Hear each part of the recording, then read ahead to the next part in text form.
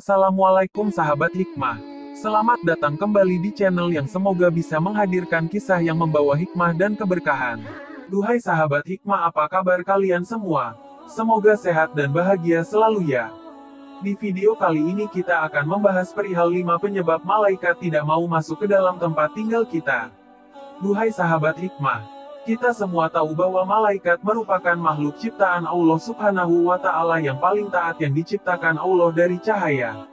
Jika ciptaan Allah yang mulia ini hadir di dalam rumah, maka rumah itu akan penuh keberkahan, ketenangan, dan ketentraman.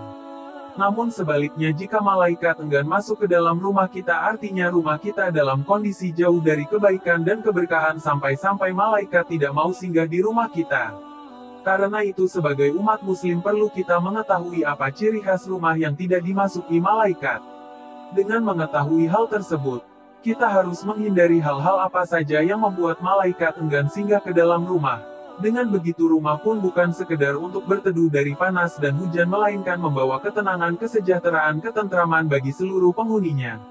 Baiklah sahabat hikmah, langsung saja berikut penyebab rumah yang tidak dimasuki malaikat. Ciri rumah yang pertama, beraroma tidak sedap dan kotor.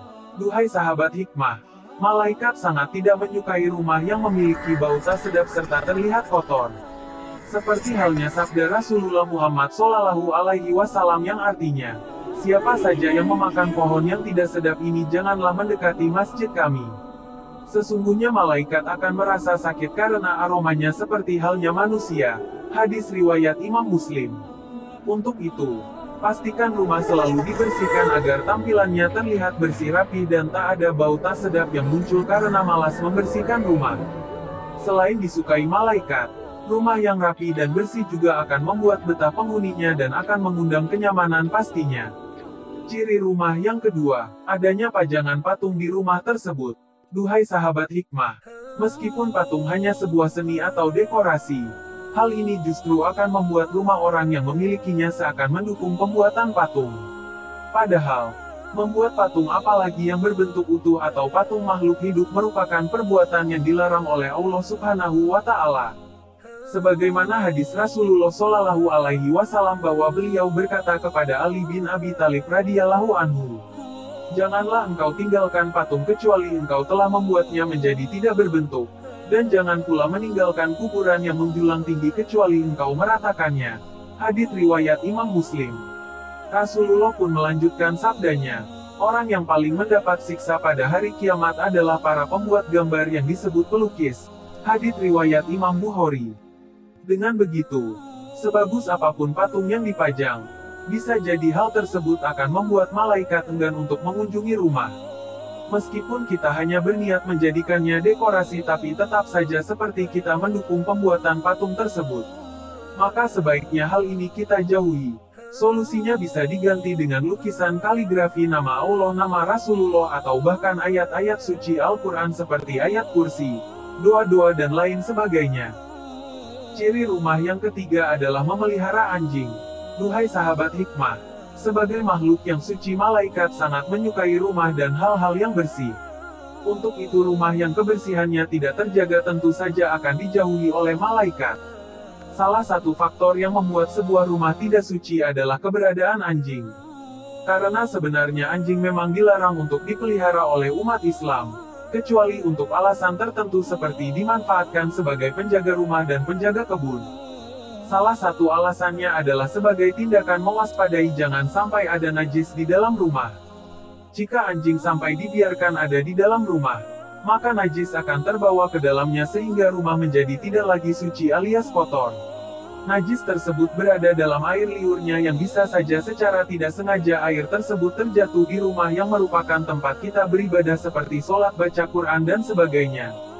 Sebagaimana hadis Rasulullah Shallallahu Alaihi Wasallam, barang siapa memanfaatkan anjing bukan untuk maksud menjaga hewan ternak atau bukan maksud dilatih sebagai anjing untuk berburu, maka setiap hari pahala amalannya berkurang sebesar 2 kirat. Hadis riwayat Imam Bukhari dan Imam Muslim. Ciri rumah yang keempat adalah tidak pernah terdengar lantunan ayat Al-Quran. Duhai sahabat hikmah, rumah yang penghuninya tidak pernah membaca Al-Quran juga akan menjadi rumah yang tidak dimasuki malaikat. Sebab rumah tersebut akan terasa sangat kelam karena tidak dibacakan ayat suci sehingga jauh dari rahmat Allah Subhanahu wa Ta'ala. Sebagaimana sabda Nabi Shallallahu Alaihi Wasallam, tidaklah suatu kaum berkumpul di dalam salah satu rumah membaca kitab Allah Al-Quran dan mempelajarinya, melainkan ketenangan jiwa bagi mereka. Mereka diliputi oleh rahmat, dikelilingi oleh para malaikat, dan Allah menyebut nama-nama mereka di hadapan para malaikat yang ada di sisinya. Hadis riwayat Imam Muslim. Ciri rumah yang tidak dimasuki malaikat yang terakhir adalah rumah yang dihuni oleh orang pelit. Duhai sahabat hikmah, ketahuilah bahwa malaikat sangat tidak suka dengan orang seperti ini karena Allah memiliki sifat maha pengasih dan mengecam perilaku kikir atau pelit. Selain itu Allah merupakan sumber rezeki bagi semua makhluknya. Allah memberi fasilitas hidup untuk semua manusia tanpa meminta balasan. Seperti halnya fasilitas oksigen gratis, bernafas gratis tanpa harus bayar. Fasilitas rumah sebagai tempat kita berteduh. Semua bukan serta-merta hanya karena usaha kita, tapi karena kasih sayang Allah terhadap kita. Sebesar apapun usaha kita, jika Allah tidak meridui maka tidak mungkin kita bisa merasakan semua fasilitas yang Allah kasih sampai detik ini. Maka berpikirlah berulang-ulang jika ingin menjadikan sifat pelit atau kikir sebagai tabiat. Karena sifat tersebut adalah sifat yang dihinakan Allah Subhanahu wa Ta'ala. Sebagaimana Allah berfirman dalam surat An-Nisa, ayat 37 yang artinya, yaitu orang yang kikir, dan menyuruh orang lain berbuat kikir, dan menyembunyikan karunia yang telah diberikan Allah kepadanya. Kami telah menyediakan untuk orang-orang kafir azab yang menghinakan. Nah itu tadi 5 ciri rumah yang tidak dimasuki oleh malaikat pembawa rahmat. Semoga rumah yang kita tempati betul-betul rumah yang berkarakter Islami, seperti seluruh aktivitasnya dilandasi ibadah mencari ridha Allah, serta bermanfaat bagi diri sendiri, keluarga dan lingkungan sekitarnya. Rumah dengan konsep tersebut juga bisa menjadi cara yang baik untuk mengundang malaikat ke rumah. Salah satu yang paling mudah dilakukan adalah dengan penghuni rumah selalu berzikir atau mengingat Allah. Praktiknya pun bisa berbagai macam. Bisa dengan mengajak keluarga untuk bertilawah. Bisa dengan membentuk forum mengkaji Al-Quran untuk keluarga, halaqah keluarga, dan lain sebagainya. Pada majelis semacam itu, malaikat akan datang ke rumah. Tidak sekedar datang, namun juga para malaikat akan menaungi seluruh anggota keluarga sambil mencurahkan rahmat dan menurunkan sakinah di dalamnya. Selain dengan zikir, cara mengundang malaikat untuk datang memberkahi rumah atau ciri rumah yang disukai malaikat antara lain, rumah yang senantiasa bersih, penghuninya adalah orang-orang yang jujur dan menepati janji, dihuni oleh orang-orang yang senantiasa menyambung tali silaturahim, dihuni oleh orang yang makanannya halal, orang yang tinggal di dalamnya senantiasa berbuat baik kepada kedua orang tuanya, rumah yang dihuni oleh para penuntut ilmu, bersih dari barang-barang haram, penghuninya adalah orang yang rendah hati, sabar, tawakal, qanaah, dermawan, pemaaf yang senantiasa bersih lahir batin, dan para penghuninya makan tidak terlalu banyak. Termasuk golongan orang yang merugi saat hunian yang dimilikinya termasuk dalam kategori rumah yang tidak dimasuki malaikat. Untuk itu, senantiasa lakukan kebaikan di rumah agar malaikat mau masuk ke dalam rumah dan tercipta kedamaian di tengah-tengah keluarga tercinta.